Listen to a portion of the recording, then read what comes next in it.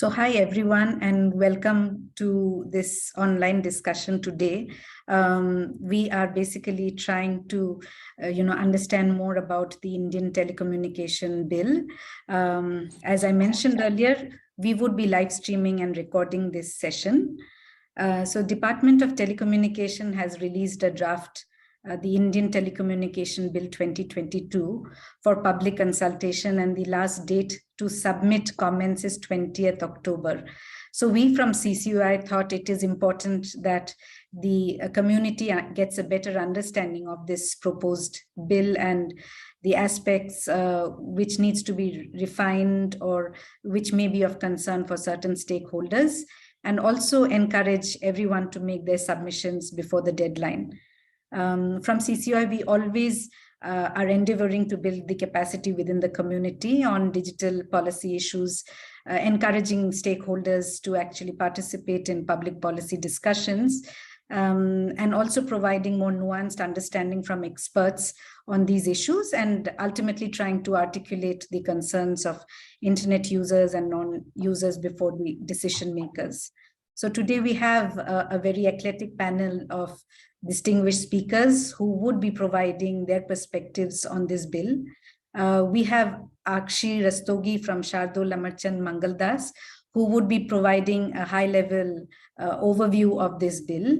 And we have experts like Neha Chaudhary from Ikigai Law, Uttara Ganesh from Snapchat, Amit Mathur from Reliance Jio Infocom, Dr. Mahesh Uppal, Rajesh Charya from the Internet Service Providers Association of India, Kazim Rizvi from The Dialogue, and Nikhil Pava from Medianama.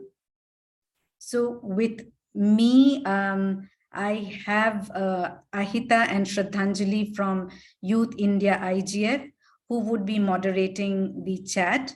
And we have a few Youth India IGF fellows of 2022 who would be rapporteuring for this session. We want this session to be interactive, and we want you to share your views, thoughts in the chat. In case you have any question, you can put it in the chat with a prefix question. And if there is a comment, you could put it with a prefix as comment. And during the question answer session, we'll try to take in as many questions as possible. You can also raise your hand and we will ask you to speak. But when you speak, please remember to mention your name and affiliation. And lastly, while we encourage you to participate and share your views, we want you to be respectful and courteous to each other, even if we have divergent views. No abusive language, personal attacks would be tolerated in the platform. And with this, I would now like to invite Akshi to start her presentation. Akshi, if you are there, and Shubhrajit, can you make Akshi a co-host, please? Because she would be sharing her screen. Thanks, Amrita. Sure. Yeah. Just a moment, Akshi. Yeah.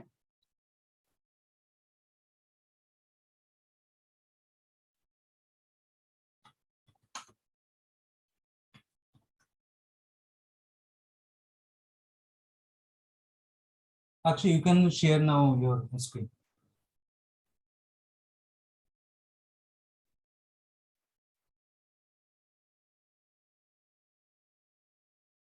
Just one quick second.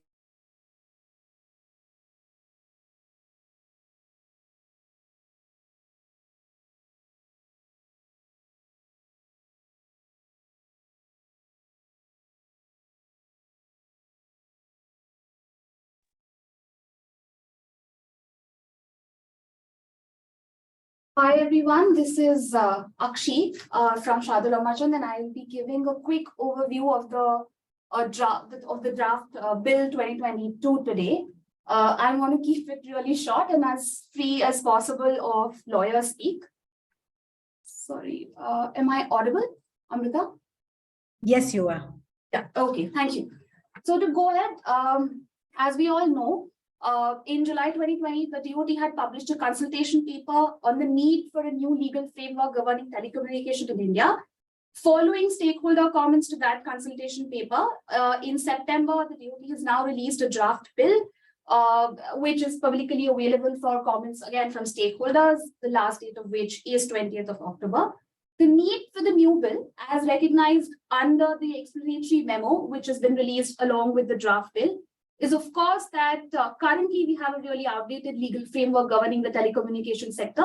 And this bill is the government's initiative to restructure the legal and the regulatory framework for the telecommunication sector, attuned to today's realities and changing technology. Again, once enacted, the draft bill will replace 3 legislations, which include the Indian Telegraph Act, the Wireless Telegraphy Act, and the Telegraph Wires Unlawful Possessions Act. The bill also does amend the TRAI Act as well. Moving to the overview, the first and one of the biggest changes that happened through the bill is that the concept of telegraph itself has been replaced by the term telecommunication, which is a really broad definition, which includes, transmission or reception of any messages through all sorts of means, including via radio or other electromagnetic systems. Now, telecommunication services, the definition itself has been expanded to include several new categories of services in the scope of telecommunication services itself.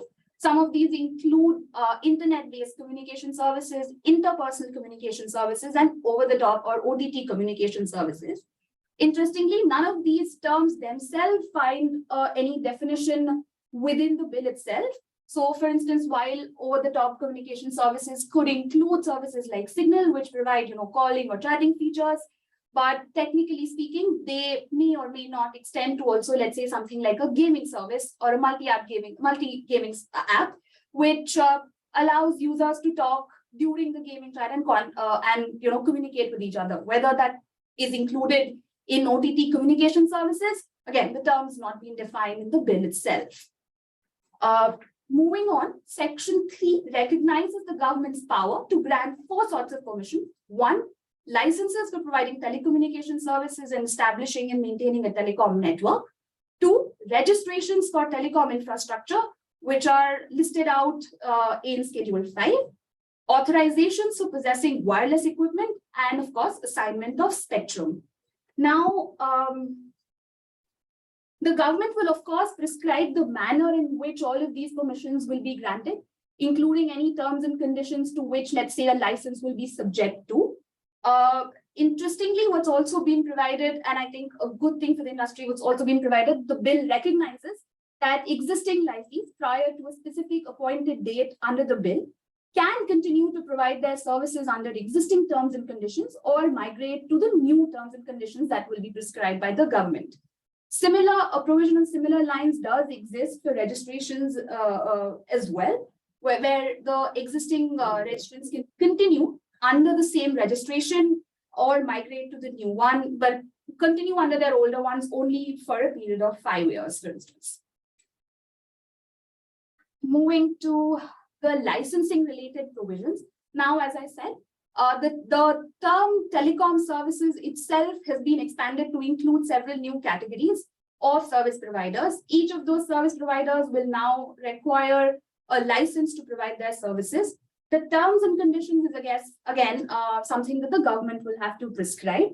What it does recognize through the bill that there is going to be no retrospective modifications of the new license terms and conditions to the detriment of the licensee, except for a few specific cases in which the government does have broad and expanded rights and powers in situations such as, let's say, public emergency or public safety and war.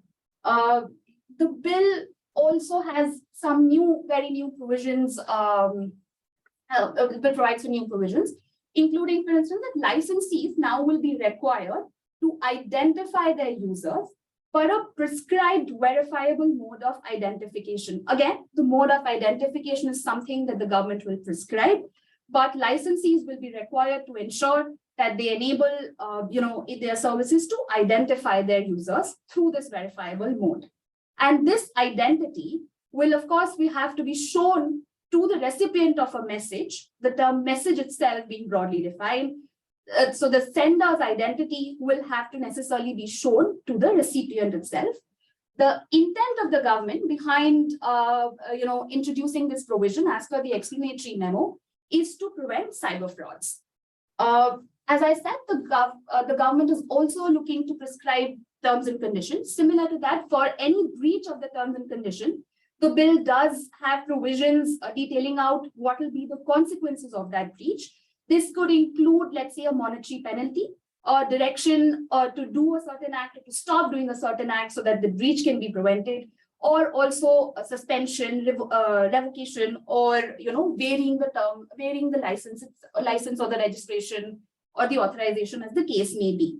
Now, what's interesting is that the penalty that can be imposed for a breach of terms and conditions will, of course, now be imposed based on severity, which has been recognized, which the severity has been set out in another schedule of the bill itself. For instance, a very severe breach can result into a monetary penalty of 5 crores, whereas a minor breach can result into a penalty of 1 lakh.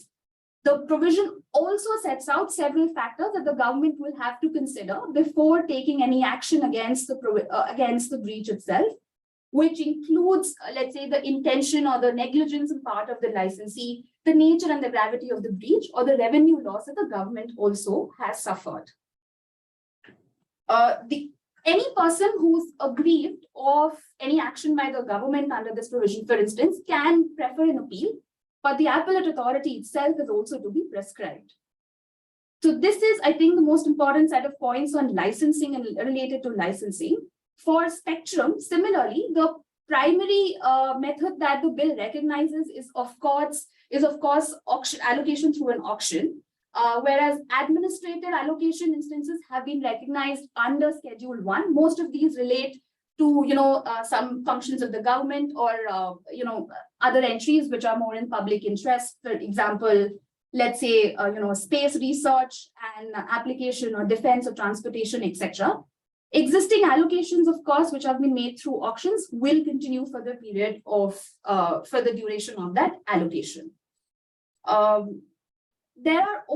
The government has also introduced several new provisions to allow for more efficient utilization of the spectrum, as the explanatory note puts it, which include, let's say, harmonizing, which is rearranging the frequency, or refarming, that is allowing new uses of the spectrum, deploying new technology, or even doing a secondary assignment of the existing spectrum on a non-interference basis. The government also has a power to terminate the assignment to the existing assignees if the spectrum has been unutilized. Of course, this will be only done after providing these assignees some reasonable opportunity of being heard. Coming to the provisions on right-of-way, now these right-of-way in replacing the 2016 right-of-way rules, now they're being codified in a principal legislation. The bill, of course, provides just a broad framework for right-of-way in both public and private properties. An interesting point being that for applications or establishing right-of-way on public properties can only be rejected on substantive grounds. Again, as with a lot of parts of this bill, the specific procedure, including the timelines for approval or the appropriate authority for dispute resolution, etc., will, of course, be prescribed by the government in due time. Moving on to provisions for mergers and insolvencies, the process has been simplified.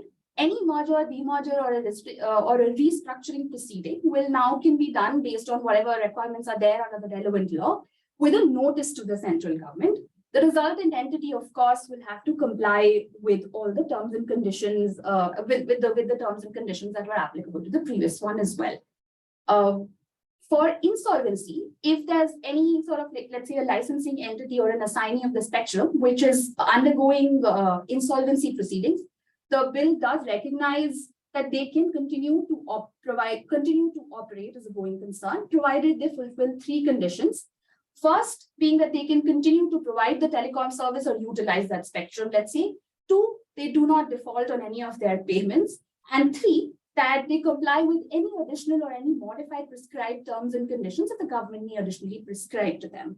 If these conditions, let's say, cannot be complied with, the assigned spectrum, in the case of an assignee, will revert back to the government.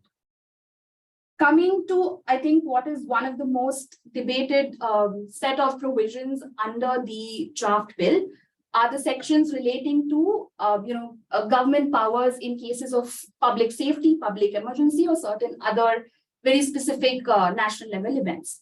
Now, in the event of a public emergency or in the interest of public safety, the central government and the state government has a power to take one, temporary possession of telecom services network or infrastructure, demand a priority call routing scheme, or also to direct suspension of transmission of messages, detain them, intercept those messages, or even ask for disclosure of those messages. This also extends to suspending suspending communication from the telecom network altogether. That is, also direct internet shutdowns. Now, what's interesting to see here is that the terms public safety and public emergency themselves don't find any definition under the terms. Though, of course, the bill does recognize that, these measures can only be taken for a specific period till the time the situation for a public emergency or a public safety does exist.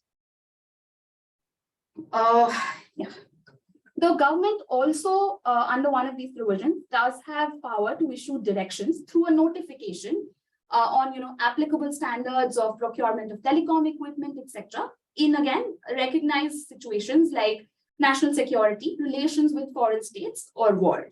So this is an expanded set of rights that have been provided to the government in certain cases. The bill also recognizes the central government's ability to provide for measures for protection of users against promotional and advertising messages. These measures could include, let's say, mandating obtaining of prior consent before receiving such messages, or maintaining a do not disturb registry, or even establishing a reporting mechanism for such users.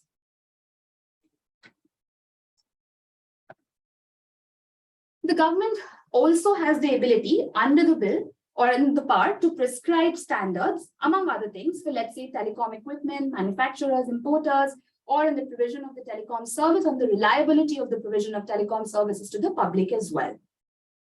The bill does recognize the government's power, or enables the government to actually create a regulatory sandbox, which will allow live testing in a more controlled and supervised environment. This is, of course, subject to a more flexible framework being prescribed by the government, where the government can, let's say, provide certain exemptions or exceptions to the more stricter conditions of a license or an authorization. The bill also looks to amend the Tri-Act, while some of these amendments are, of course, cosmetic in order to reflect the change in the terminology which the bill has brought forth. Several of the provisions are actually quite interesting, which, in particular, one which repeals the provision requiring the central government to consult CCAOI on the need and timing of introducing new service providers, or one of the provisions which which direct them to refer back CCAOI's recommendations, to which the central government has disagreed with. The bill is looking to repeal both of these provisions. And the final section, which I'd like to touch upon for the overview of the bill, is with respect to the offences, penalties, and compounding. Schedule 3 provides the punishment for the offences that have been recognized under the bill. It also clarifies whether each of these are cognizable or compoundable. Offences include, for instance, something like, providing a telecom service without a license, or negligently causing damage to telecom infrastructure. These offences are punishable with fine, imprisonment, suspension of the telecom itself, suspension of the telecom service or the infrastructure itself, or a combination of any of these, which again are listed down out all in Schedule 3. The bill also recognizes that any employee responsible for the conduct of the business of the company, which has committed the offense, will be liable, of course, excluding independent directors. The bill also provides a broad framework for compounding settlement instead, which is basically settlement instead of criminal proceedings being initiated against you. The sum and procedure, of course, can be prescribed by the central government further. Finally, so this was a brief overview of the provisions of the bill itself. As we all know, the DOT has invited comments from stakeholders on the draft bill till the 20th of October. The Minister of Communications himself has made certain statements indicating that the government is looking to enact the bill in the next few months or during the next 6 to 10 months of a period, and that this is just the first step in reforming the telecom sector, and that the government is looking to come out with the second set of reforms as well to simplify the licensing regime itself. But that's, of course, for after once the bill has been finalized and enacted completely. So I hope that the overview was helpful and simple enough. Thanks, Akshay. Thanks for simplifying it and sharing it within 6 to 7 minutes, though it's a huge thing. So may I now move on to Neha. Neha, you work with Ikigai Law and you have been consulting a lot of organizations on this matter and have been looking at the telecom draft. Can you share your thoughts on this, and especially the concerning areas, and what ideally a telecom bill should look like? Yeah, thanks so much, Amrita, for having me. It's really excited and really looking forward to the next hour or so. I think it should be a fascinating and interesting discussion. So thanks very much for having me here. Like you said, I work with Ikigai Law. I'm a lawyer by training, and we've been, for the past few weeks, we've been spending a fair bit of time and many sleepless nights looking at different aspects of this bill. I'll talk about, and I do think that there is really a lot to unpack in this draft, but I think for the next 5 minutes, I'd like to focus on one theme that I think cuts through very many different aspects of the bill, whether it's definitions, whether it's licenses, exceptions, or even spectrum. There's a lot that we found when we were analyzing the bill, that there's a lot that it leaves open to central government discretion. And I think that this is a recurring theme that we find coming through several different aspects. And one of the areas that we actually thought was perhaps most concerning, and in terms of recommendations, we were then thinking through what are the kind of guardrails and fetters or safeguards that we'd like to have built into the legislation and the very text of the bill itself, to make sure that we end up with a comprehensive legislation that's also ensuring regulatory certainty for the various stakeholders that it's seeking to govern and legislate, right? And I think a related question also is what kind of regulatory burdens I think we're looking to enforce on the various different actors that will definitely be affected, and a wider pool of actors now that will be affected by the bill, right? Going back to the point that Akshay was making earlier as well, one of the main things that the bill has done is we have a fairly wide definition of what constitutes a telecommunication service, especially when you read it together with all of the other definitions that it does relate back to. Now, what we've seen in terms of the consultation paper that the DOT did release accompanying the bill, they talk about one of the key objectives being a simplification of the regulatory framework governing telecommunication in the country. But if you actually read the letter of the law, the text of the bill that accompanies this consultation paper, that's where we felt that there was a little bit of a mismatch. I don't necessarily think that we're going to see a simplified legislative framework if this is the text of the bill that we end up with.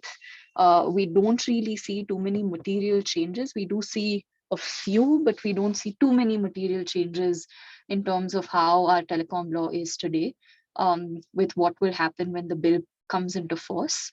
And we also, the point that I was making earlier, right? Lots of room for central government discretion, lots of room for a lot of it is left open to the government to make a decision on, which is neither a simplification of the regulatory framework, nor does it lead us to an end goal where you're thinking in terms of regulatory certainty, right? One example, of course, the definition of telecom services, fairly wide, all-encompassing definition. And I don't want to get into, personally, I think it's too wide. I do think that there needs to be a distinction between, folks who are providing or operating the network, folks who are governing the network layer, as well as folks who are operating using the network layer and providing services that operate on top of the network layer. But that aside, Even here, this is another example where you do see room left open for the central government to identify additional categories or additional kinds of services as telecom services. What we'd love to see is there be a much more sort of, you know, a much more clear idea of what constitutes telecom services baked into the law as well. That's one. Second, recognizing that a sovereign government or a state will want to keep itself, will want to have powers of discretion for itself.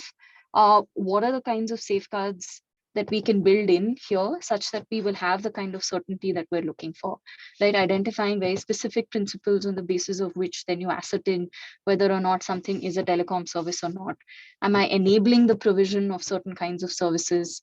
You know, mandating, say, interministerial consultations, because what you're going to end up with otherwise, particularly say on, you know, OTT platforms and the like, you're going to have 3 different ministries otherwise looking at potentially regulating the same sphere.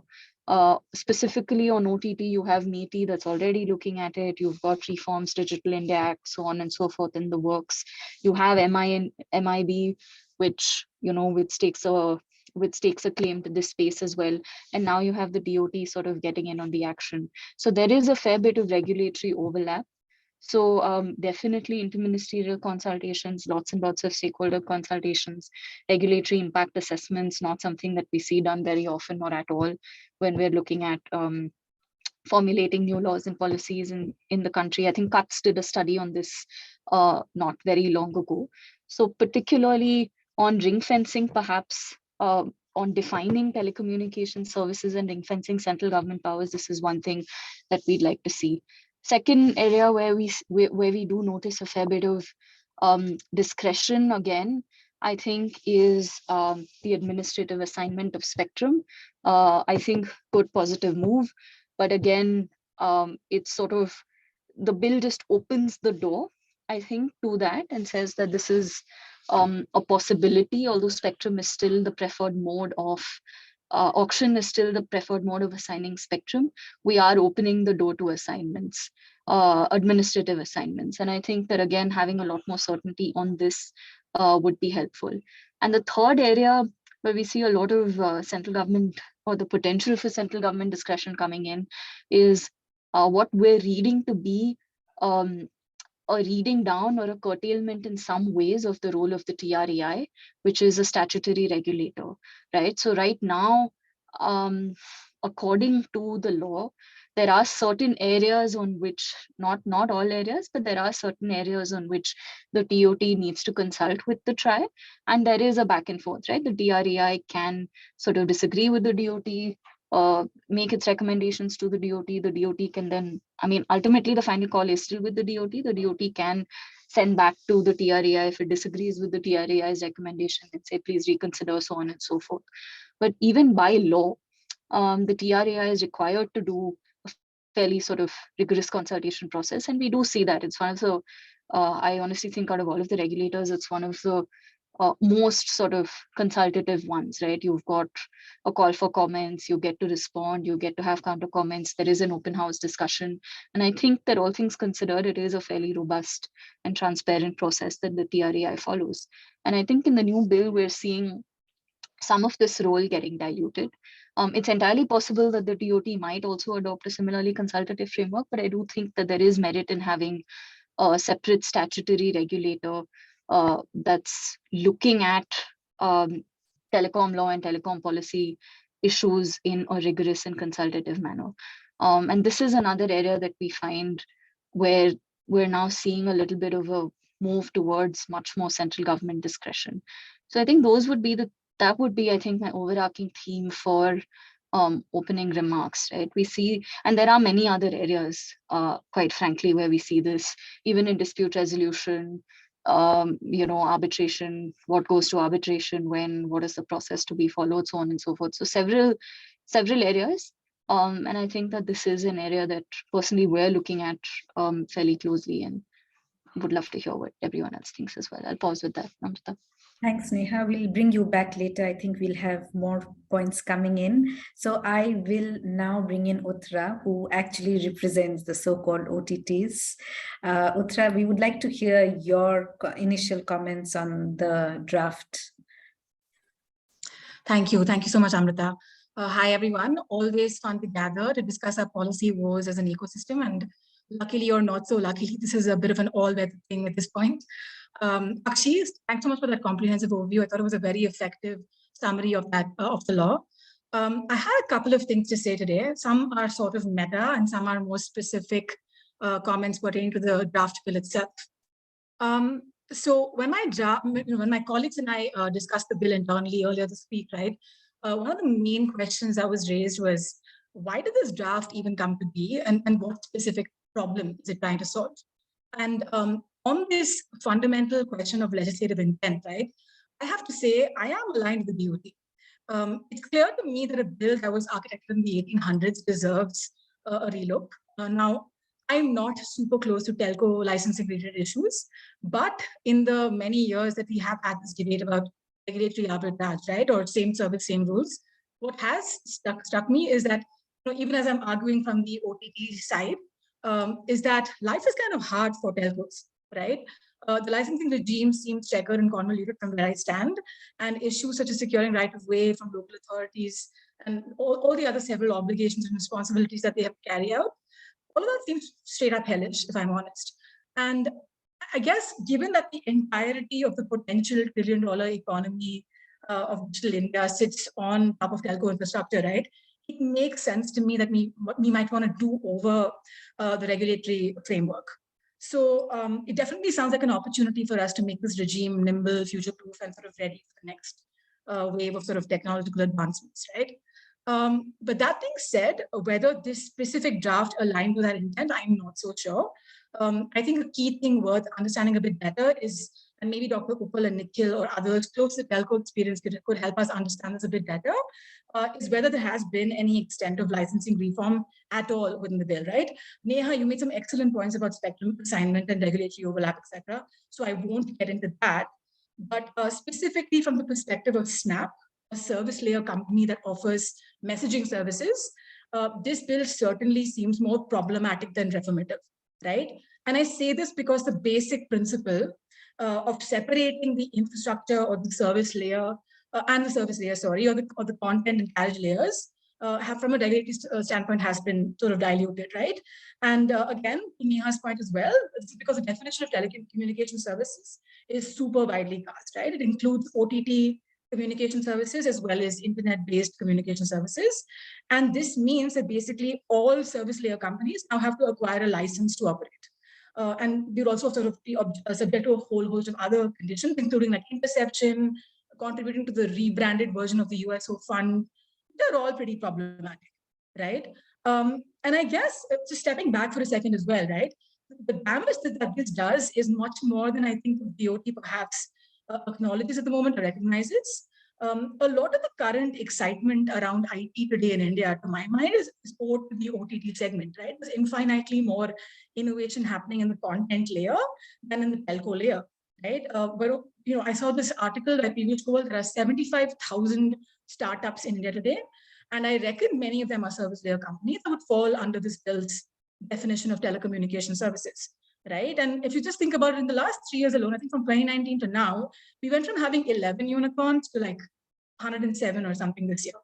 Right. So in a sense, what we're doing is that we're creating a licensing framework for a lot of companies, and they're sort of limiting their ability to change product, move quickly, and innovate. Right. Which is much more damage than we're able to acknowledge, or the bill sort of is able to acknowledge. So and the reason that they're able to do this is because of the current regime, right? The IT Act is fairly light touch. It allows for companies to be as nimble as possible. So having said all that, I guess from a Snap perspective, our main recommendation for all these reasons is that if the law actually wants to achieve what it says it wants to, my strong recommendation is that we drop the words OTT communication service and internet-based communication service from the definition of telecom services, right? And I guess instead of us, like the DoT taking the sort of contrarian approach where But basically the only country in the world trying to regulate service layer companies and sort of just simply increasing government remit, right? Maybe we should spend a bit more time reforming the licensing regime, right, in a meaningful sort of way. And maybe that is much more helpful for the ecosystem, especially, right, as we sort of are coming upon this vertical integration type situation today where many telcos actually are also offering content and carriage services. So I'll stop there, but hopefully that provides you an overview of where Snap's coming from while engaging on this discussion. Right. Thanks, Uttara. Now I'll bring in Amit here. Amit, you are in a pretty interesting spot. You represent Jio, which is perhaps the largest, nearly the largest telco today. And you also have services, internet services from Jio coming up. So how does Jio look at this particular bill? What are the places where you think there should be some reforms?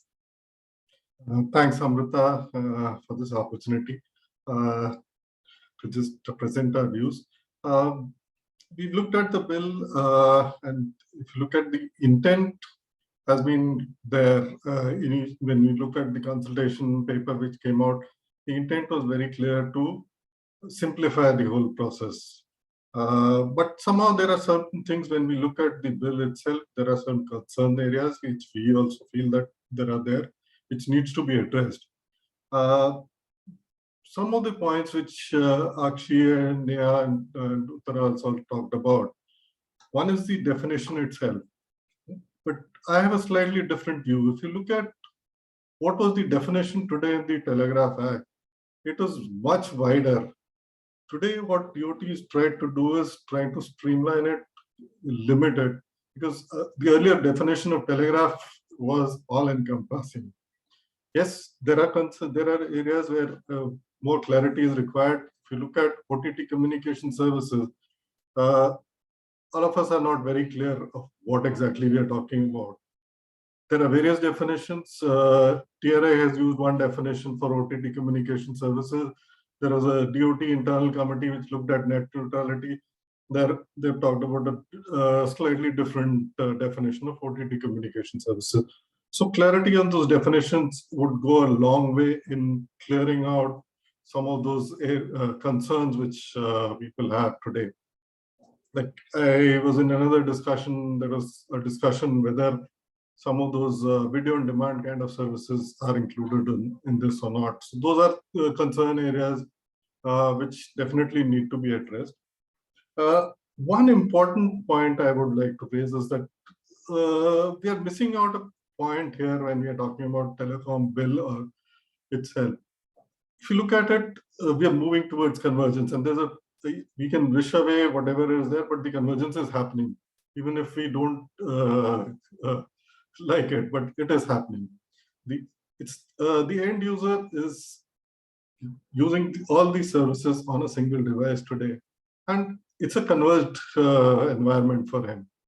If you try to regulate separately, again, we are going into vertical regulations. We'll have all those kinds of issues which Uttara talked about, that one service could be regulated by maybe 3 different entities.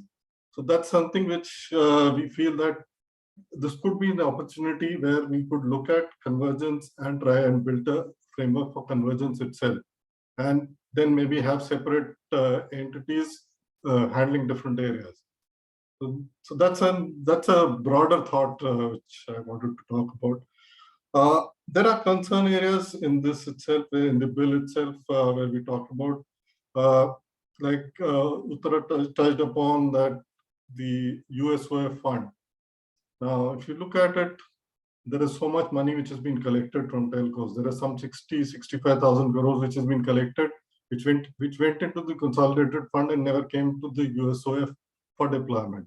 So as telcos, we are saying that, look, first let's utilize that fund before we start collecting more money, because that itself will ensure that the 5% which we are paying as telcos, we can pass it on to the customer. The services cost will go down and the subscriber will gain out of it. Another aspect which we want to look at as USOF is that today we are talking about 5G rollout, but then what are the devices available to the end user? can we get a device less than 10,000? I don't think so. Even a simplest of 5G device will cost more than 10,000, which a common man will not be able to afford. So maybe this is the right time to utilize that fund which is available to make the device or provide subsidy on the device itself. So that could be another thing which you'd like to look at. Then when we look at, there are certain security aspects which the bill talks about. All of us would agree that the national security is of utmost importance. We have to ensure that, and the individual security is also important. But there is one aspect in the security aspect which they've talked about, is that that everybody has to be verified using a verifiable document. Now, even today in India, we don't have 100% availability of Aadhaar card with everybody. Now, there are people who have a different set of cards, and there is already some 13, 14 defined documents which are accepted by DOT for verification. Now, just moving it to a verifiable document will deprive certain set of people from getting onto the telecom services itself. Plus, there is a cost associated with it. For each of the verifiable, if I have to go back and verify, say, from a passport, then I have to build that infrastructure, connect to them, and that's a cost which comes into that. So this is some aspect which we would like to raise it. Then, rightly pointed out by Neha on the TRI Act. Now, the way TRI is an expert body, and the structure with TRI, DOT, and TDSAT has been working very well for the sector. Because today, if I have a problem against the licensor, I can go to TDSAT. Now, in this, the way it is being looked at, I'm not sure whether TDSAT will still exist or not. That's something which is not very clear. Doing away with some of those functions or the way TRI and DOT interact, like in terms of that, when they send a recommendation, if DOT does not accept it, it can reject it. Today, it has to go back to TRI, ask that, look, you review it, and after review it again comes back. So those checks and balances which are there, we should not disturb it. It's been working well. We don't feel that there is a need to tinker around with that. Another point which is on the spectrum. We feel that spectrum, the only way spectrum allocation should be done is auction, because that gets you the optimal value and there's no subjectivity in that, and we don't want a repeat of 2G scam. Also, it will ensure that there has to be a level playing field when we are talking about commercial services being offered or commercial intent of usage of that spectrum. So anybody who wants for that kind of application, take it through the auction, because it talks about certain things like a state government or central government agency can also be assigned spectrum administrative. Now, government may decide to assign to, say, the state road transport spectrum for their purposes. Now, that is again a commercial use which is happening. So those are issues where we feel that auction should be the only way whenever we are talking about a commercial usage of it.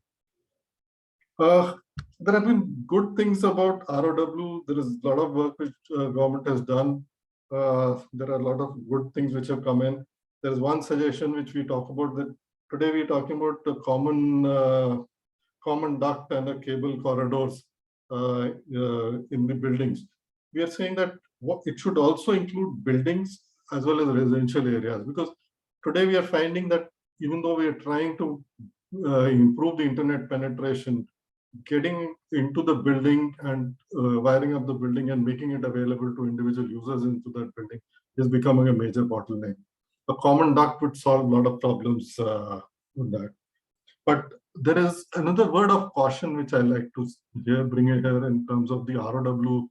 Even though it says that whatever the central government decides would be override what the state looks at it, or the local authorities.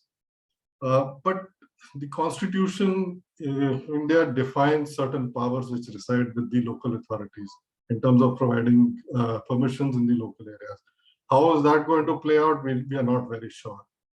So what we are suggesting is that there has to be more coordination between the center, the state, and the local authorities to ensure ROW is available. Because otherwise, whatever we are talking about, 5G or FTTH, is not going to happen unless we have this issue sorted out and have a very smooth mechanism for it. One interesting thing which is put into this is, which actually is also pointed out, is the sandbox concept. It could be a very useful tool to bring in more and more services into it. So these are major points which I thought I'll just bring across. Thanks, Amit. From the telco's perspective. You come back later when we have other comments coming in. There is a question for you in the chat. In case you want, you can type it in the chat, or we'll take it later. I think Rajesh is in a poor connectivity area. So I would now like to bring in Dr. Uppal. So you've been looking at the telecom industry in India since the inception. And even our TRAI, etc. How do you look at this bill?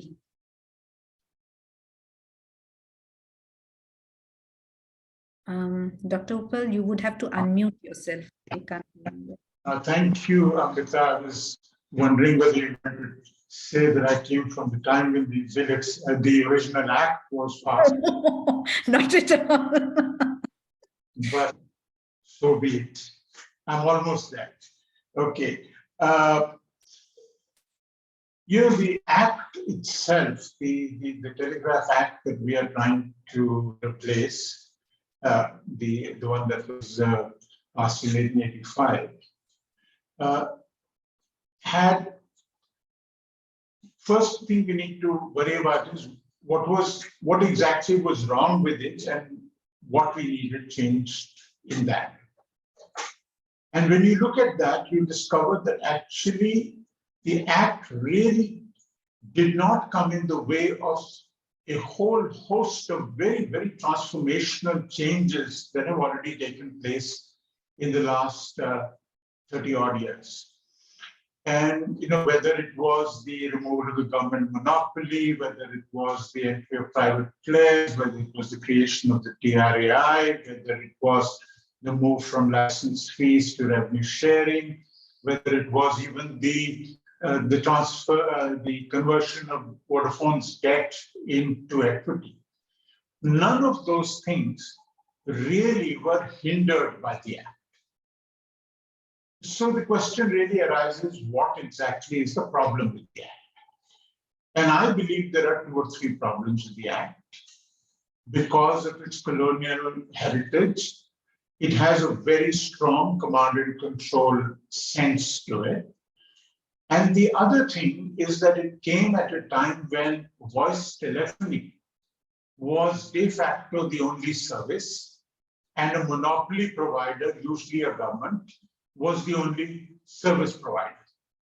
So what the Act understandably didn't have is any serious provision for multiple players, for competition between players, competition between technologies, competition between business models, and so on and so forth. What it lacked was any kind of support for a competitive telecom sector. And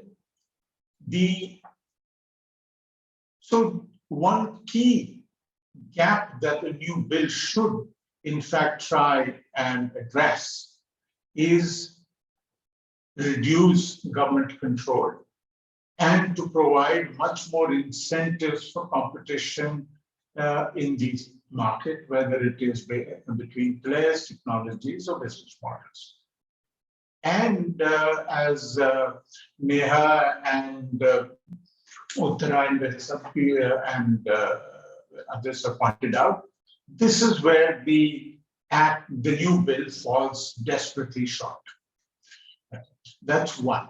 The second thing is that the bill has a definition of telecom service. And I think here I would just sort of try and address the point that Amit made, that somehow the old definition was much wider.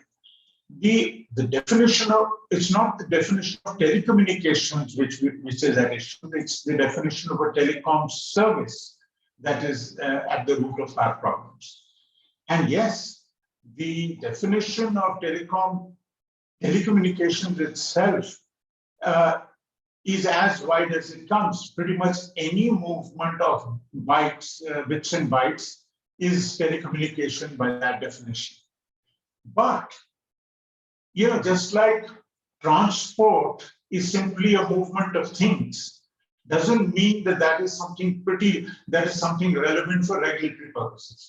It's in fact, it's absolutely trivial for regulatory purposes because it ignores markets, ignores players, ignores market sizes, all kinds of things that regulators and policymakers concern themselves with. So this whole idea that this converged definition of telecommunications somehow makes this bill very sound, I think is very, very problematic. In fact, no legislation that I know of has any of these kinds of issues. So there is that. And I think the confusion that the bill has now created between different layers of the telecom networks has become quite a problem.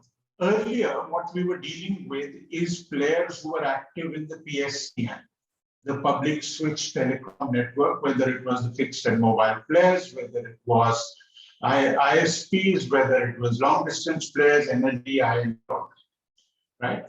Now we have moved on to the layer above. And the layer above is extremely complicated, including for actual so-called OTT communication services. As we all know today, I mean, there are at least probably 50 clones of WhatsApp that already exist. And if you use WebRTC and kinds of technologies which allow you to provide real-time voice support for any browser or any mobile application, you can imagine the kind of numbers we are talking. In fact, what is now in the bill's mindset an exceptional thing will in fact be the norm. In fact, you will find literally thousands of services which will meet the criteria of a telecommunications service in the sense of the bill. Now, clearly, that is both a problem as well as it's theoretically a problem, but it's also a huge challenge for implementation or enforcement. So, and that is precisely what you don't want. The other thing is, of course, that most of these services, the so-called communications apps, whether it is anything like WhatsApp or Zoom or even Twitter and all that, all of them are available as URLs. So these are services which are a part of the actual internet. Now, are you going to now just separate websites based on whether they support one or whether they support real-time communications or not? You have a nightmare when it comes to net neutrality issues. So clearly that is not the way to do. So that is my first point relating to definitions and OTT. The second issue is about spectrum. The spectrum, there is no doubt that spectrum is a finite resource. It often has more demand than supply, and therefore auctions make eminent sense. But the truth is, there is, especially with high frequency spectrum, that situation has been changed completely. Now, it is perfectly possible to share spectrum. And that is how, for example, the advanced Wi-Fi services are working. That is how satellite services are working. That's how a whole host of other services are working based on shared spectrum. And by definition, something that can be shared it really makes no sense either in terms of efficiency or equity to be auctioning something that can be efficiently shared. In fact, you will actually add inefficiencies because now spectrum is going to be allocated exclusively. I'm not bidding for spectrum in auctions to have shared spectrum. So even spectrum that is shareable will actually get exclusively allocated, which is clearly not a very smart thing to do. And remember that this is an area where we are already paying the price of an overly auction-focused approach. We do not have any of the advanced Wi-Fi technologies. We don't have Wi-Fi 6E, we don't have wide gate, we don't have any of the satellite communications, despite being a space car, we don't have any serious satellite broadband and so on and so forth. And I believe that that is a direct consequence of an extremely narrow approach and sadly added to by the Supreme Court because it was dealing with an entirely different issue. It has clarified later that it does not believe auctions are a constitutional principle, but be that as it may be, it has confused issues and that is causing a lot of problems, and manifestly it is hurting us and our consumers and our economy. So that is something that we needed to correct quite urgently. And the last point I would make, and I hope I'm not overstepping my time, Amrita, I'll take 2 minutes more. Is this whole business of the TRAI pass. These powers that TRAI has, which are relatively limited to recommendations relating to licensing, were extremely hard fought. In fact, those of us who were there at the time recall how difficult it was for the TRAI Act to be amended to allow the TRAI to at least recommend licensing terms and conditions without any obligation on the government to accept them. But the recommendations from the TRAI were mandatory. Disagreement with them by the government was okay, but they still required the government to refer back to the TRAI once more. And if even after that they disagreed, they could go ahead, the government could go ahead and do what it felt like. But it was a huge means of providing a certain regulatory consistency and regulatory scrutiny. And I think by removing this and the TRAI's recommendatory rule, we are actually reducing regulatory scrutiny at a time when we need it most. Because right now, the point that Neha also made about government discretion, etc., this is the time when you want actually regulators to be conducting nuanced and sophisticated analysis of market conditions, technologies, etc. This is not the expertise of governments, DOT, or any other part of the government. This is something that a specialist body should have been doing and is doing, and its peers are doing. Or virtually all the reform that I mentioned relating to spectrum was led by regulators. And in fact, the explanatory memorandum or explanatory note makes a big deal about studying international best practices in detail. Sadly, I think it is quite misleading because none of the countries, except probably Singapore to some extent, follows any of the kind of licensing approaches or the kind of approach to regulators that the bill seems to be advocating.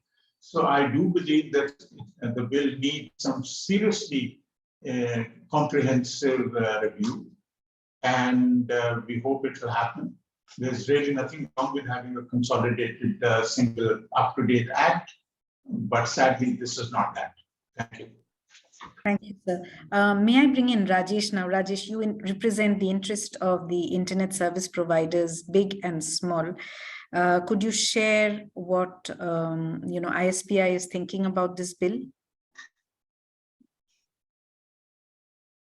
Rajesh, would you be able to speak now?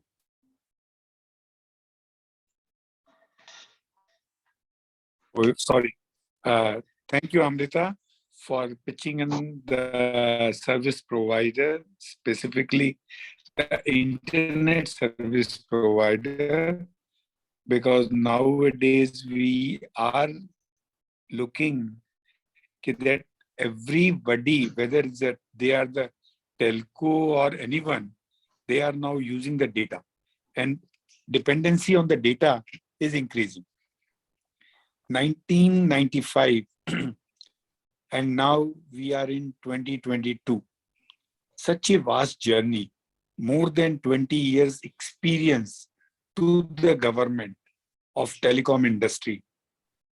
No doubtly, the government, the department is very positive by bringing in the new act or new bill towards the telecom industry. But somehow the things have not so improved as I have heard Uppalji, Amit Mathur, and Neha. The same theory of cut, copy, paste. They have taken lot of things from the old bill and pasted in the new bill, as well as they are somehow curtailing the rights of our regulator and the TDSAT, which is very harmful, taking all the responsibility or taking all the things to their hand. And moreover, our Honorable Prime Minister, when he taken the charge in 2014, at that time, he has told more governance, less government. But through this bill, we are not able to find that thing, that more governance and less government. Service providers are thinking very seriously. We are taking it very seriously. I think, sir, you may want We to are switch your video. preparing the Your voice is... response to be submitted, in which we are going. Okay, I'm just stopping. Yes, yes. Okay, now it's fine. Yes. Now we are also preparing the response from our side and hope that the government will consider the responses of all the service provider and will not put all the responsibility on the service provider. We have to share the responsibility. Like Amit was saying about the security aspect, KYC aspect. The similar way, we also have the same view that if we want that the thing should progress, so we have to share the responsibility with each other. Like I'm also taking the point of the ROW. No doubtly, the central government has come very positively towards the ROW, but whether the state will agree, whether the local government will agree, this is the biggest question. And this has to be answered because the local department says that till the time we are not getting the share of our revenue, why we will allow you? And they just unnecessarily delay the file. Those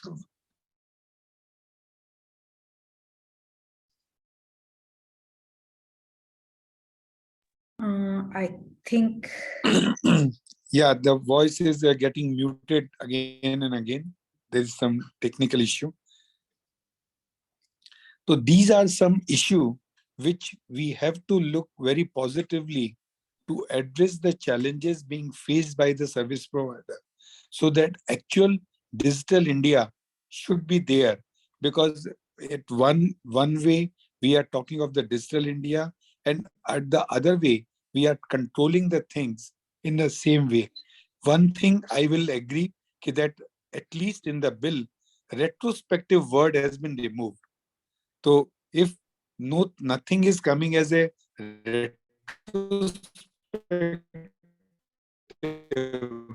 then it is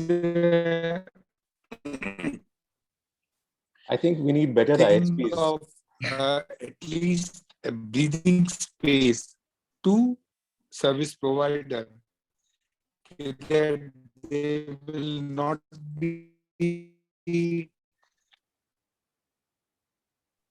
Rajeshji, we are unfortunately able to hear you. The last parts, Hello. I think you're in a very bad connectivity place somehow. Nikhil, are you saying something? Sir, I was just saying we need better ISPs. You have very bad connectivity.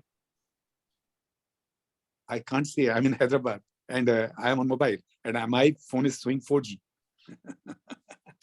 No comments on that. Anyway, the things are coming very positively from the government side.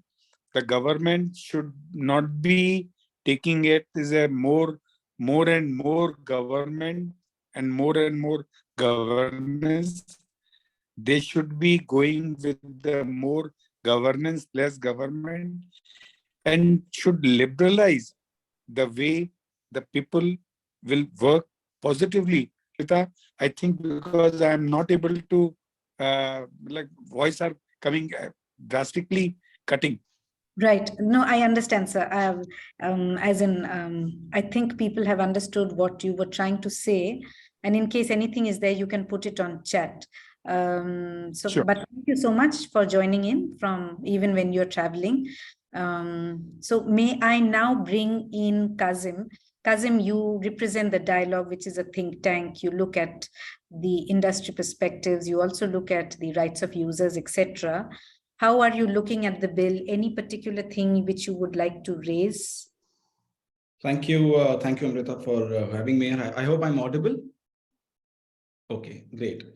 So a lot of issues have already been covered by the panelists, so I don't want to sort of go into repeating certain things, but there are a couple of things which I sort of want to look into.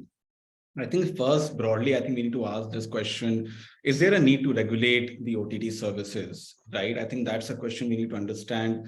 Is there a market failure? Is there a lack of regulation? Because if you look at the IT Act, the IT rules, which were passed last year, there is sufficient amount of regulation already happening. So do we need to bring in OTT services, internet-based communication services in the form of another regulation? And of course, that will just sort of complicate the process even more. So I think that's a question we need to ask. And I think the government also need to look at when it talks about sort of streamlining the services or streamlining the regulation of services, we are actually sort of making it counterproductive. So that's the first point I wanted to sort of drive. And the second point I just want to sort of focus a little bit is on the substitutability part. And I think some of you may remember that in 2018, TRAI had come up with a consultation paper on regulation of OTTs. And I think at that time as well, there was a lot of discussion happening around whether OTTs are substitutable to the telecom services. We see the same thing happening again, being repeated again with respect to the definition or the very wide ambit of the definition of telecom services, which we've been discussing today. And over here, I think I just sort of want to focus a little bit on the technical differences between the OTT internet-based services and the telecom services, right? And I think, as we all know, the telecom services are basically based on a network application, right? The infrastructure which is set up through spectrum allocation is what the technology which is driving telecom services. OTT platforms, over-the-top platforms, internet-based platforms are basically providing a layer of application above the network which has already been established. So from that perspective, these two are different services, number one. Number two, the communication data through the OTT platforms is delivered in the form of data packets, right? Through the best effort delivery model. And there is no dedicated end-to-end channel established during the form of communication. But when we look at the telecom services, which function atop circuit switched PSTN architecture, they have dedicated channels of communication, which are established between various devices during the form of communication. So the infrastructure for providing telecom services is established. And the internet-based communication technology is a layer on top of that. It's just an addition on top of that. It does not have its own infrastructure. So you can say that the TSPs can function without OTTs, but the OTTs cannot really function without the TSPs. right? I think one more point over here is, when we talk about the different type of communication services, we also look at the difference of business models, right? When you look at a basic SMS service, the way it functions, it's very different from a communication platform. The business model, the architecture, the way they sort of perform their the functions, etc., is very different. So should we bring these two different technologies together? Should we regulate these technologies together? Are they really substitutable? In my opinion, no. And that's something which we had submitted in our presentation, in our presentation 4 years ago. And that's something which I think we are again going back to this debate once again. Another point over here is the fact that most of the, the substitutability discussion, and when we talk about competition, are basically focused on product and services, right? So you can have similar products, you can have similar services, and there is a debate, okay, whether you can substitute one product or for another product or one service for another service. In this case, the technological architecture is totally different, right? So the whole question of substitutability sort of falls through the cracks when it comes to OTTs versus telecommunication services. Another point which I sort of want to focus a little bit is on the impact of this draft bill on end-to-end encryption service providers specifically. And a lot of us, today depend on end-to-end encryption platforms for communication. These are privacy respecting platforms. And when we talk about the bill, it basically talks about intercepting some of the intercepting these platforms. Basically, all the communication which now happens will be intercepted, and you have to provide that data. And this is going to undermine end-to-end encryption very much. And this is a step further from traceability, which we saw last year in IT rules 2021, when the government introduced traceability under 4.2 of the rules. Over there, the government was looking at tracing the originator of content. It wasn't talking about accessing content or being able to intercept content.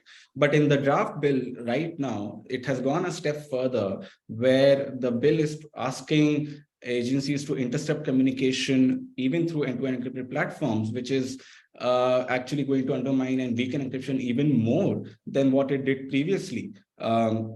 When it comes to traceability, right? So this is a step further when we talk about the impact it will have on E2E service providers, the impact it will have on the privacy of all the people who use these services, and also the impact in general when it comes to data, because a lot of this data which has to be intercepted may need to be collected, stored for a time period, which means that the platforms will have to collect this information, find a way to do that technologically, and that also leaves the security and privacy of users vulnerable, right? Because tomorrow, what happens if there's a breach at the back end with all this data collected and stored?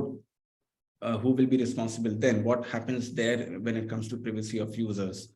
I also sort of want to go and discuss a little bit about, the generally interception as well, and the lack of a surveillance law right now, the lack of a data protection law right now. And what we're trying to do is, through some of these measures, through the telecom bill, what we're doing is basically mandating collection and storage of more and more personal data. This is especially critical when we do not have a data protection law in place. Hopefully we will next year. And also the fact that we are widening the interception powers, and we don't have any checks and balances, pretty much no safeguards at all within the present telecom bill when it comes to checks and balances for agencies to collect data under national security purposes or whatever. And of course, national security, etc., is also not defined within the bill. So that's also something which we want to propose and say, look, if you want to intercept, if you want to collect data, it has to be done through checks and balances. There has to be certain safeguards. In general, I think there is a demand and there is a need, and this is a good time to talk about surveillance reforms, the need for judicial oversight, the need for parliamentary oversight. We've seen that it happened in other countries, in UK, US, etc. That's something which we hope can be delivered in India. In the absence of some of these safeguards, in the absence of some of the data protection laws in place, is it a right time to sort of come up with a law which mandates greater collection of data and greater access to data without these safeguards? I think that's a question we all have to ask ourselves. And finally, I just sort of also want to talk a little bit about the impact it may have on the startup ecosystem. And we've seen in the last couple of years, let's say if I'm a startup trying to come up with a communication platform, I have to now seek licensing within the Telecom Bill. I have to be regulated within the IT rules, within the IT Act. Then I have to report my breaches within 6 hours to certain. And I also have to, sort of within this entire process, there is no data protection law in place. So as a business, does it impact businesses? This is a question which we all need to understand, we all need to ask and figure out what impact it will have on the industry and on the new internet economy, which is going to develop and be delivered. And with the advent of 5G, and definitely a lot of new startups will emerge. But if you're placing so many requirements and regulatory requirements and overlapping regulatory requirements on startups, would that mean that India as an investor, India as a climate or as a place to invest is re-looked at by investors? I think that's something which we also have to consider. Right. Thank you, Kazim, for this. I'll bring in Nikhil at the end. Nikhil, you wear multiple hats. One is you have your own, you run Media Nama, which is also, kind of media service, but you also wear the civil rights hat, So I'd like to hear from you on this, your perspectives on this bill. And also there was a request from someone, is there any impact on the broadcasters in case you can hire, if you feel there is something, if you could also raise that. Thanks. Over to you. Thanks, Amrita. Sorry, I've been listening to everything quite intently, and I have points of agreement and points of disagreement.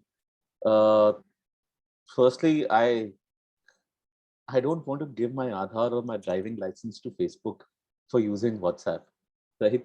If you can't have a situation where you're forcing people to part with their KYC document, already you're forcing people to do it for telecom.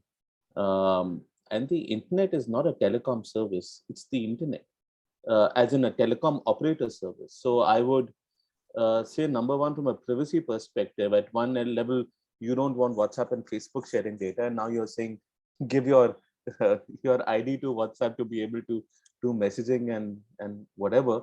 I think that's completely ridiculous and it's hypocritical. And this just plays into the surveillance needs of this government, that they want to access messaging services. This is a mechanism for validating the IT rules, which already try and break into an encryption. Now they're just bringing that entire interception regime to messaging.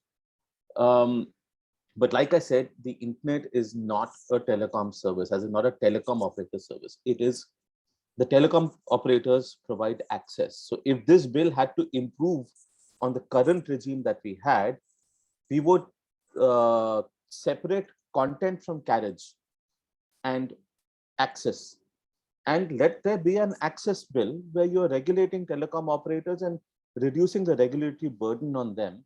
This whole thing about convergence and whatever the telecom operators have been calling convergence for the last 20 years, that sort of should have died with the death of the convergence bill some 15 odd years ago. So can we just get this antiquated thinking, just take it and throw it out the window and stick to what works, which is you regulate the internet, although I don't want too much regulation for the internet, you regulate the internet as the internet.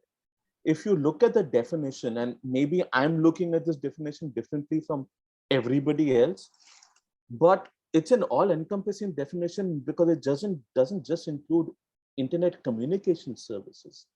It seems to include everything from, it'll include e-commerce, it'll include cloud, it includes all internet communications. Everything on the internet is communication.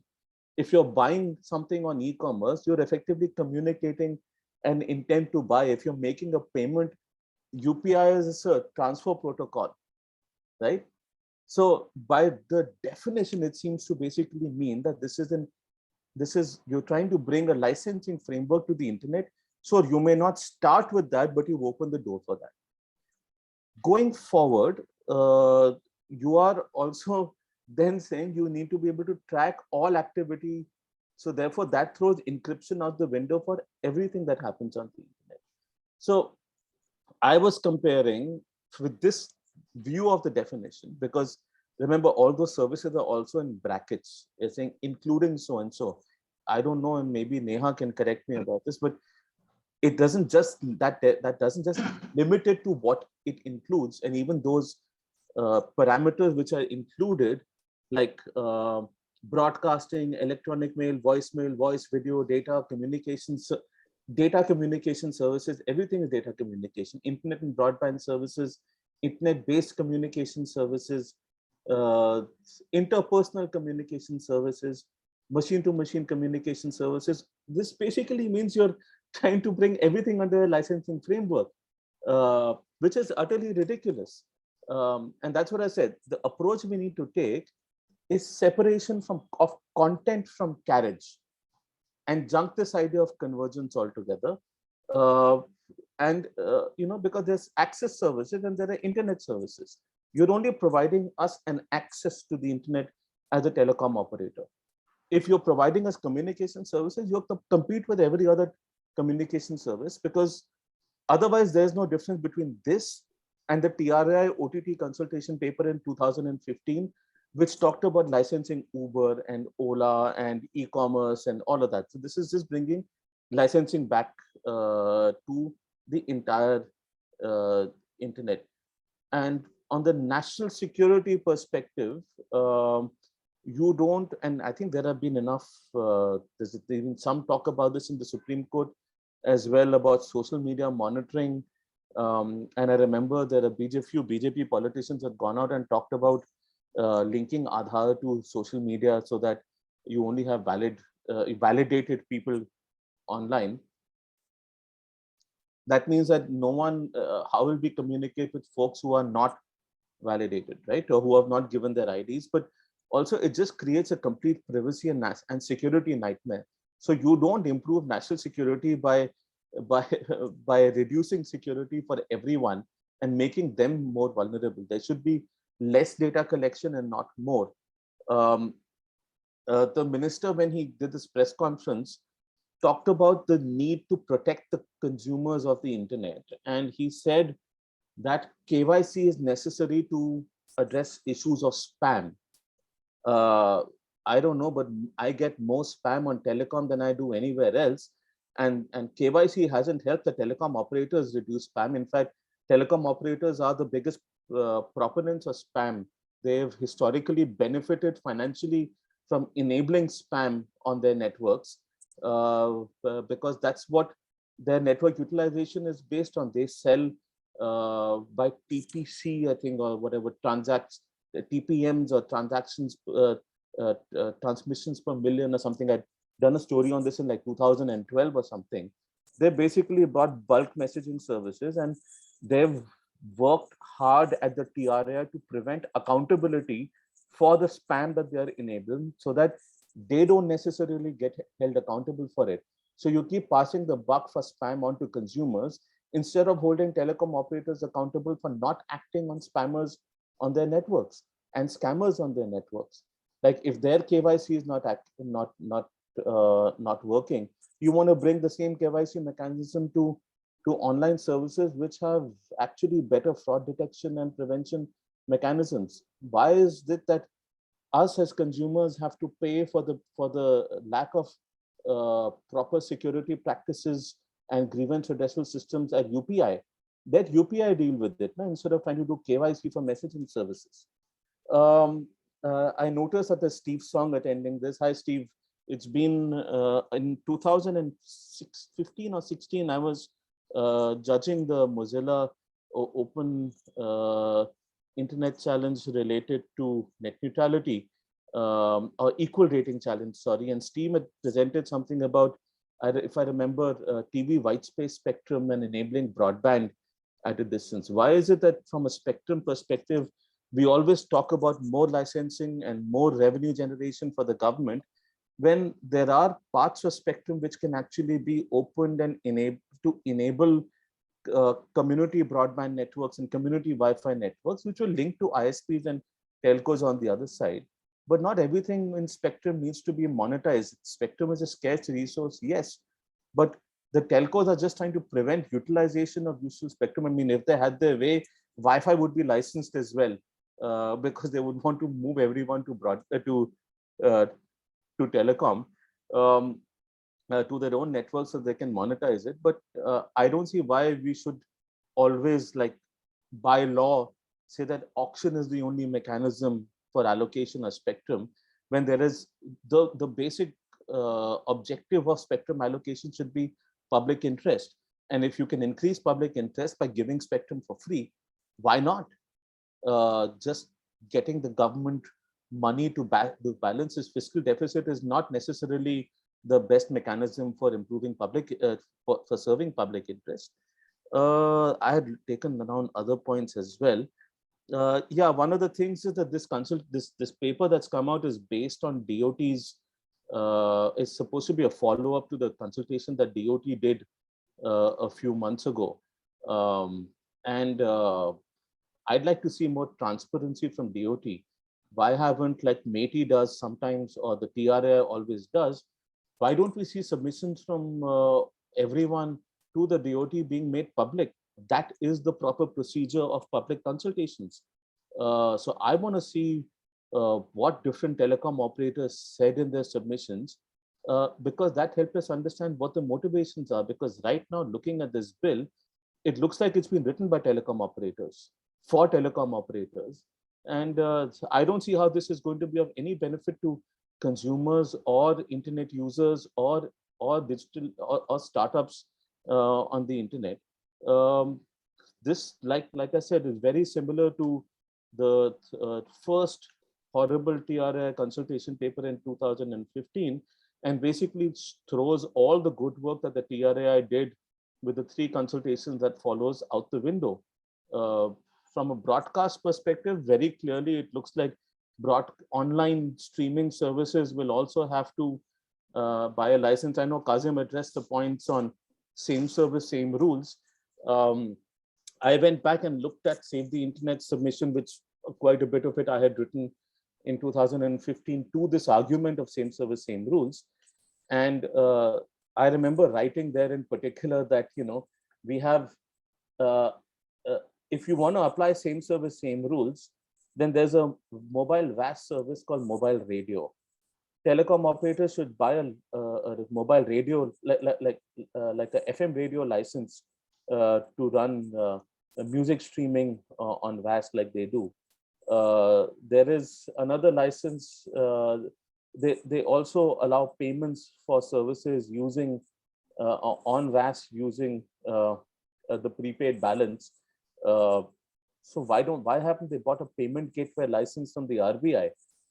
Look, there is no direct correlation between what the telecom operators provide and what online services provide.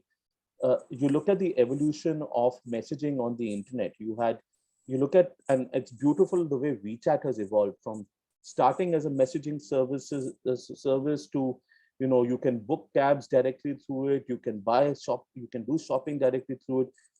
Evolution has happened on top of messaging on the internet, and every messaging app tries to become a super app, and every super app, let's look at Paytm, right, tries to become a messaging app, because messaging brings with it the highest daily active users. WhatsApp won because it had the highest daily active users, and now it's evolving more into telecom related services, which are riding again on top of telecom.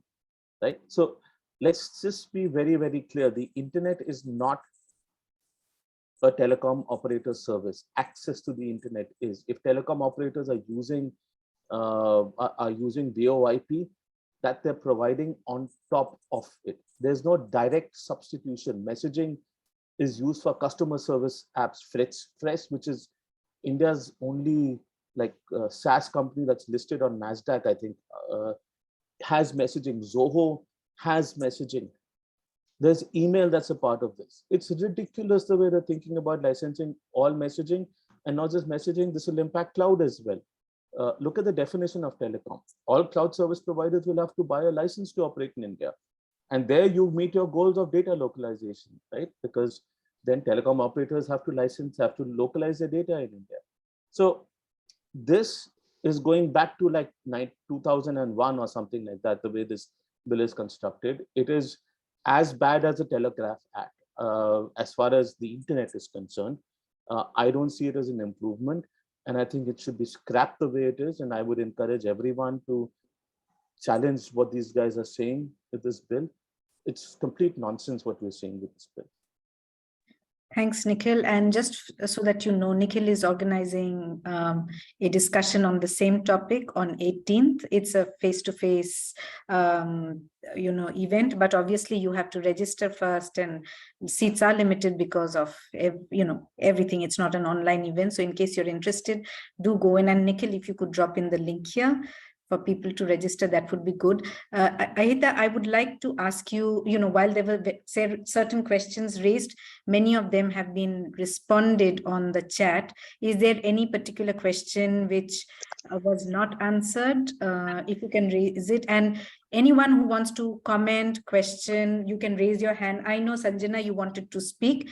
After Ihita reads the questions, you can speak briefly. Thank you, Amrita. Thank you very much, panelists. Most of the questions have been answered in the chat by Neha and Uttara, but there are this question by Anurag and Steve.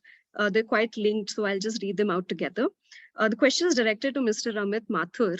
So the question is, on going only via auction way, what do you think about higher bands like millimeter wave, where we have practically infinite spectrum? Thus, if scarcity factor is not there, would you still feel auction is the only way? And adding to this question, what is Jio's perspective on how spectrum might be made available for private LTE or 5G networks, such as been enacted in the UK, France, Germany, New Zealand, and the States? I'll copy the question and paste it again for reference. Mr. Amit, would you like to take it up?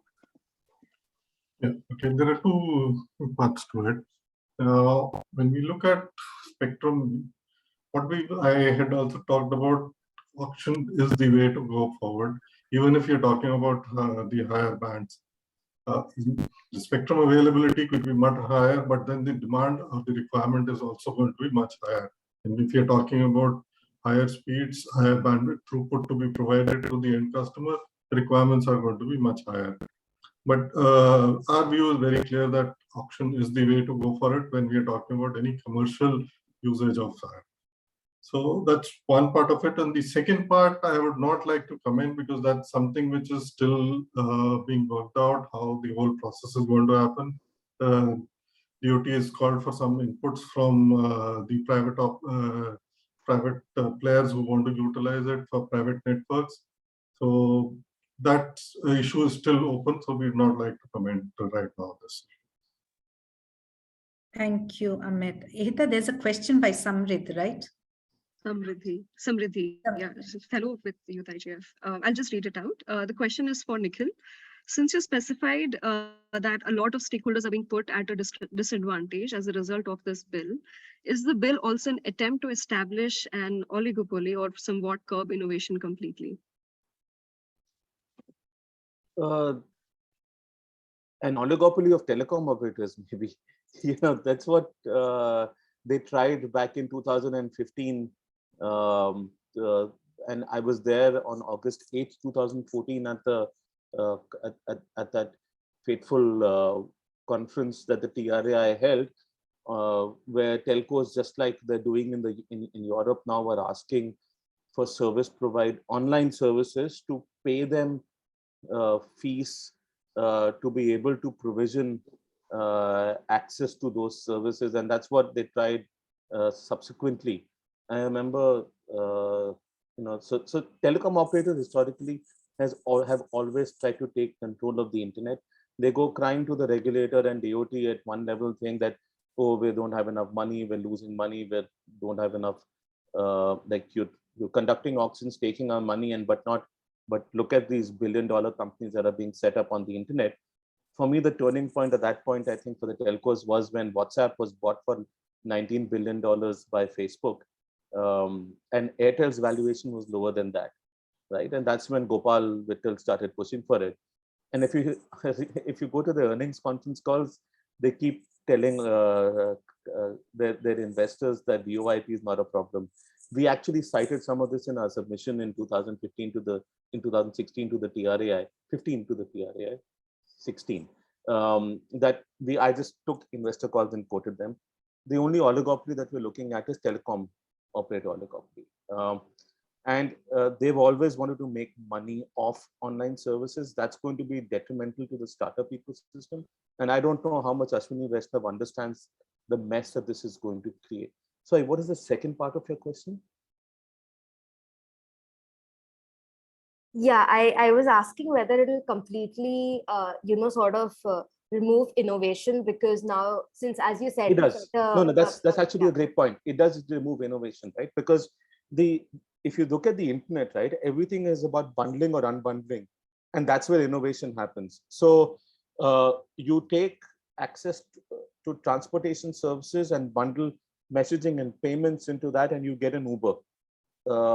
You take messaging services, plonk it on an e-commerce website as a pop-up, and you get customer support taking place on live chat on that website. So the internet's always about bundling and unbundling, and many companies are shape-shifting. Like one of India's most successful startups is a company called InMobi. It started as a service, as a mobile search service called mCodes.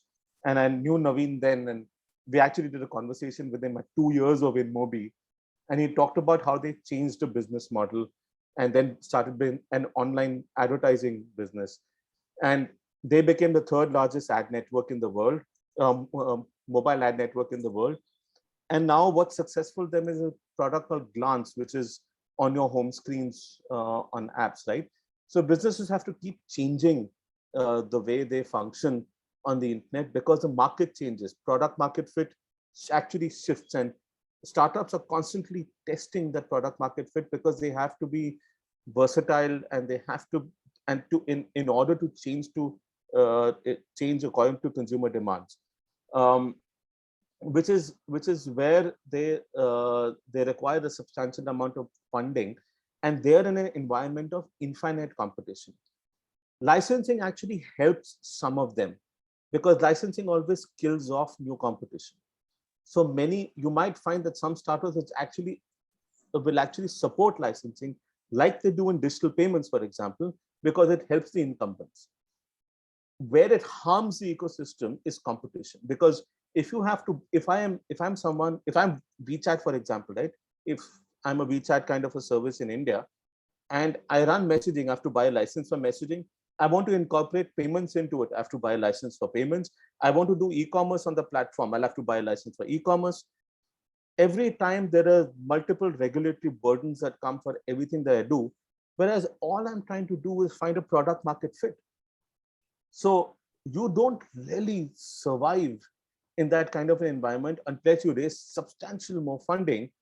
And therefore funding also dries up because the cost of innovation increases to that great extent.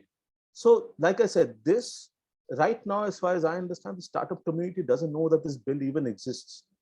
And this is going to be disastrous for them because the language is quite vague in that sense, right? Everyone's interpreted the way telecommunication services are defined differently from what I have. Because I'm seeing this as an all-encompassing definition. Everyone is looking at it from the way the minister talked about it in his press conference or the explanatory memorandum does. But the letter is, the text of that says it includes everything, because everything on the internet is a communication service. So Thanks. This is going to be awful. I'll just take the other questions. Sorry. Yeah, Sanjana, you wanted to make some quick points? Yeah, good evening, everyone. I just wanted to say thank you for the discussion as it has been so far. It was such an informative way to spend an hour and a half. What I wanted to point out very quickly was that even assuming like implementation best cases for some of the things that we pointed out as problems over the course of this discussion, I don't know that we will successfully achieve the goals that the government has also set out, right? Just purely like our concerns about things like encryption on one side, from like a pure law perspective of whether or not privacy is something that ought to be enshrined separately and treated as sort of a priority. the manner in which they choose to dilute it doesn't necessarily mean that they're going to meet their end results. Like, this presumes that internet usage and the access to KYC facilities, or people who have access to documentation that's required for KYC, have grown sort of together. When in fact it hasn't, right? Market penetration on like the usage of devices and things like that is far greater. And like there's far more knowledge of like what, for example, a WhatsApp is, or a Snapchat is, or like an Instagram is. And through that, a lot of people will then have to realize what their KYC requirements are. So while there are certain systems built for KYC and things like that with banking and things that are intuitive connections that a lot of people make, a lot of users might not be able to fulfill the need that the bill has, which is to say that then the secondary concern of whether encryption will dilute it, etc., comes into place.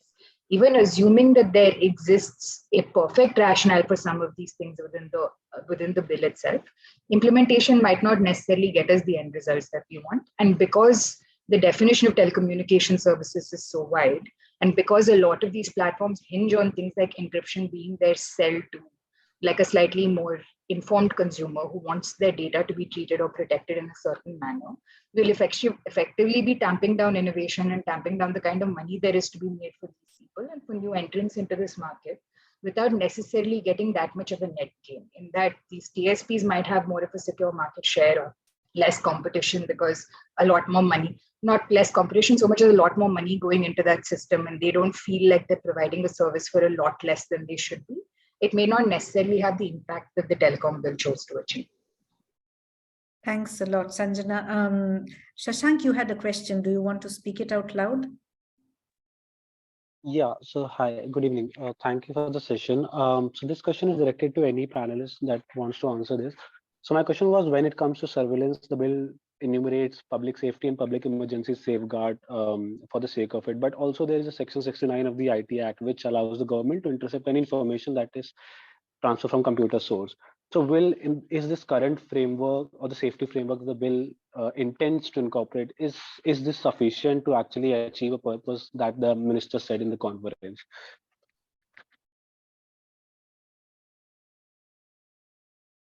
Okay, while the speakers think about it, anyone else has a question or comment?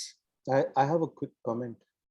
Okay, I'll come to you, Nikhil. As speakers, you will be making comments, but I'm just trying to take in if anyone else has any questions, comments. Else, we will go to the speakers for their last round of comments and to respond to the last question.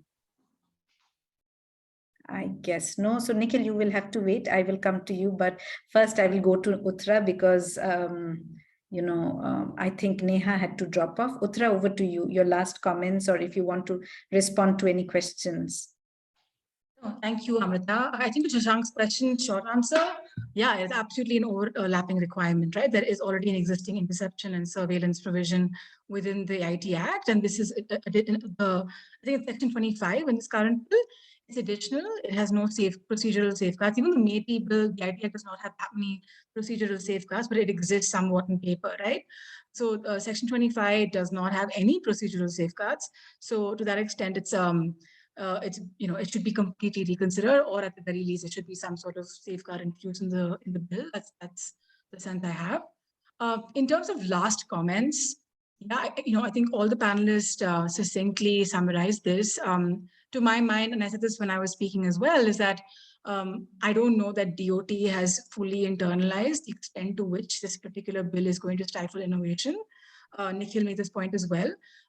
Every single company would fall on the infrastructure layer, could potentially fall under the definition of telecommunication services or internet communication services.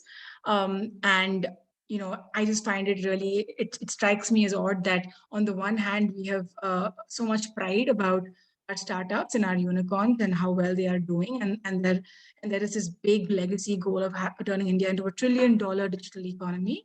But on the other hand, the brass tacks of many laws, right? I mean, this particular bill is one example, but several others as well don't seem to align with our objective. This is yet another instance. It's a bit of a pattern, I think, that we're seeing. And I think it's important for us to come together and sort of make this plea that, hey, listen, to the extent that the goal of the government is to enable innovation and keep people safe, several laws, including this particular law, are not actually serving that purpose and are in fact going to create a host of unintended consequences. right? So that just seems to be the main takeaway for me from this particular bill, and I'll stop there and I will speak as well. Thank you. Right, thank you. Amit, would you like to share your last thoughts? Yeah, I think just wanted to react to what Shashank had asked for. Today, the telecom arena, yes, there are certain interception rules which are defined, which have the checks and balances. They came again out of the judgment from Supreme Court, where they wanted a very specific framework to be formed for it. So that's one area where, if you look at it, the bill and how are the rules going to be formulated under the bill, under various sections which we are talking about, that is also to be seen, because that is going to make a lot of difference into how the whole thing is getting interpreted and how is it going to get implemented.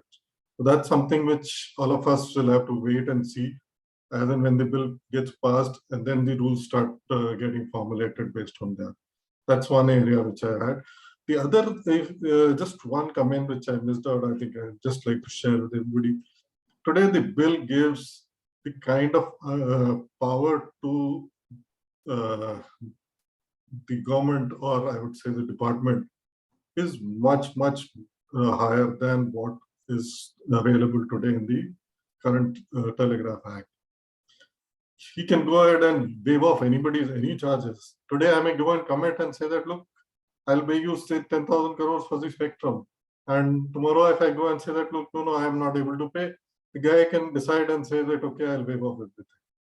Now, that's kind of a discriminatory power which is going to come in, is pretty scary for everybody, as for the whole industry. So that's something which we feel that needs to be looked at it, the checks and balances. That is why we talked about the TRA Act and the TDSAT, which bring in the checks and balances to all these actions, is very, very critical to the whole thing to work well.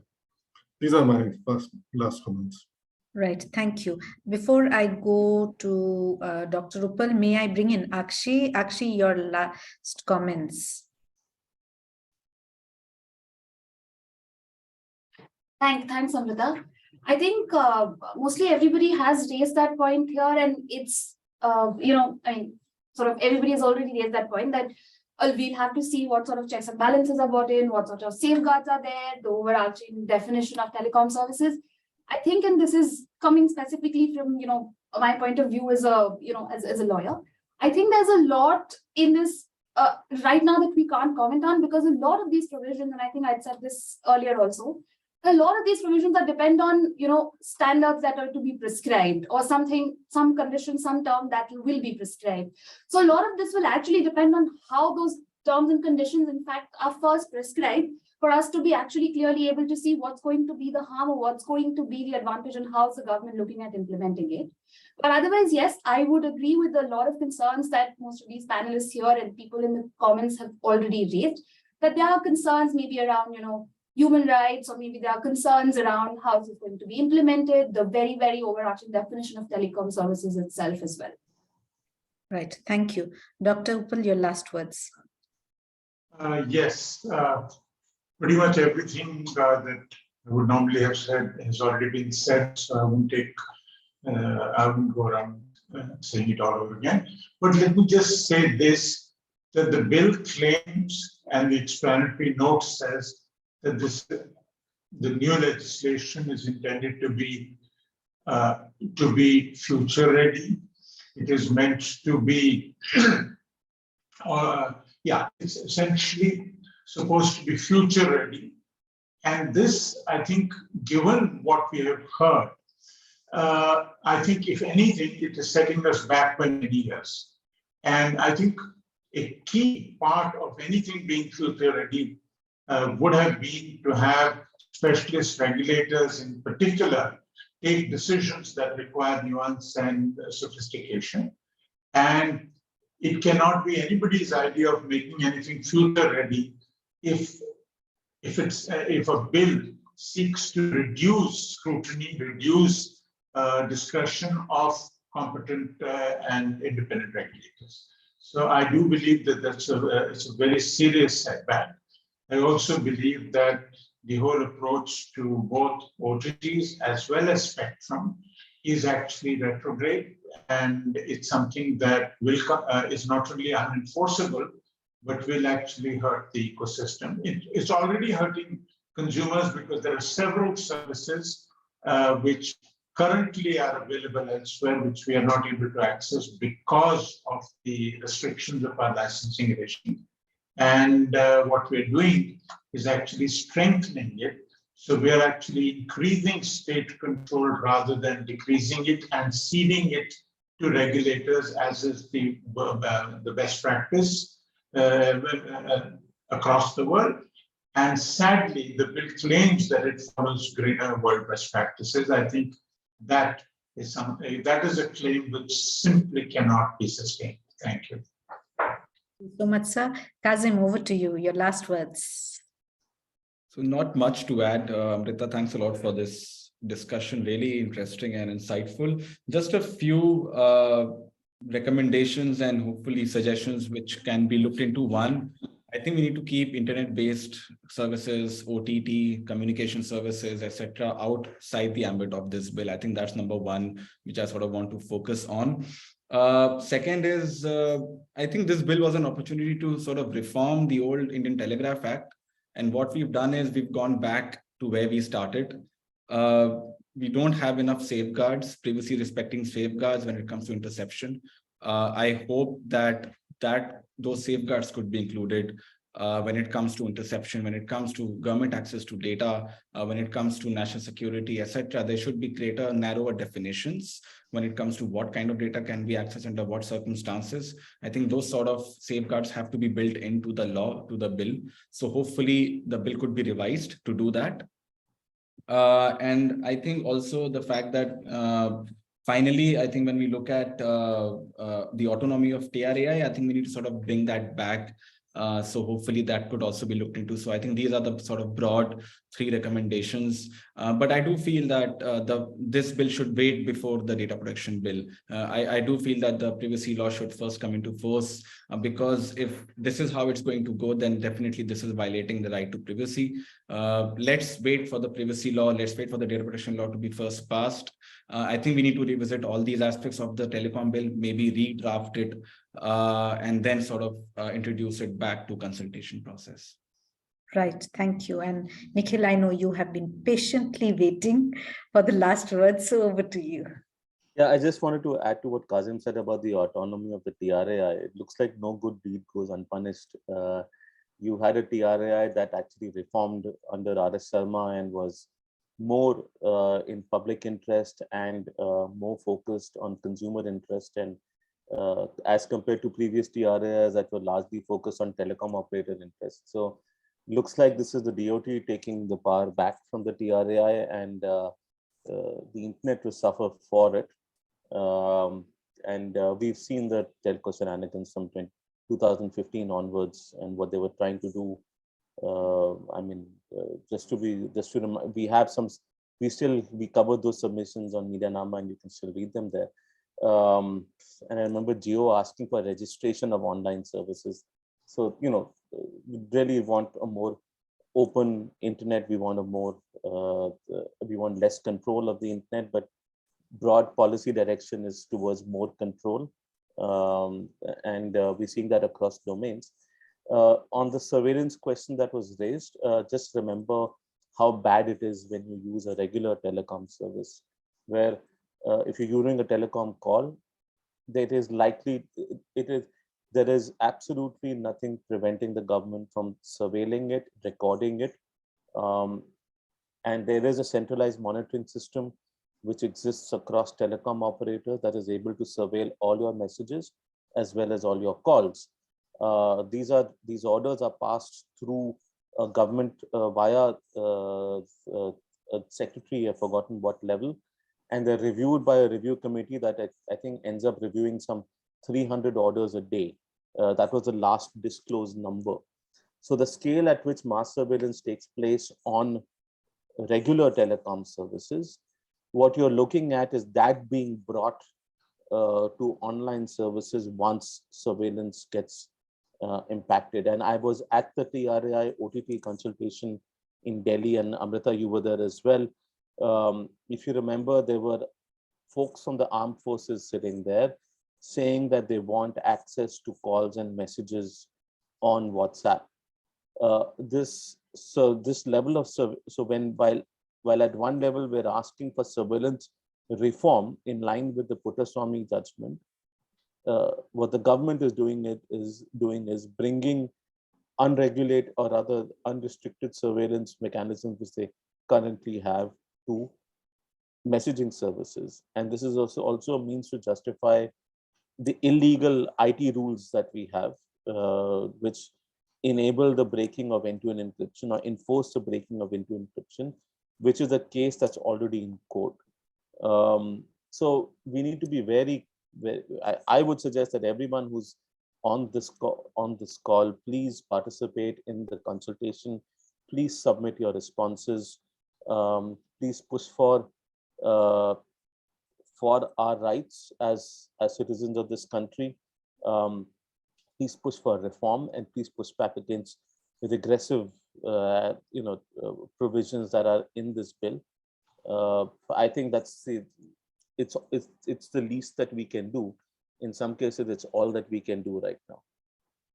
Thank you, Nikhil, and thank you to all the speakers and all the participants who were there for nearly 120 minutes, and sharing. What we would be doing next from our end is we would be making a report and circulating to everyone, and also the recording, so that, and encouraging people basically to make submissions. The Youth IGF, as I mentioned, the group would be making their submissions, which is a good thing because the young people actually need to, participate and voice their concerns. It's their future we are talking about. Not only our present. So, and then obviously make your submissions. In case anyone needs any help, most of the, Kazim or Nikhil or even Dr. Rupal has various papers or points which they have, I can always ask them to share it in the mailing lists, etc., so that if it helps you in making your submissions, nothing like it. Obviously you have your point of view, but if these their perspectives, or if others also help you in making submissions, nothing like it.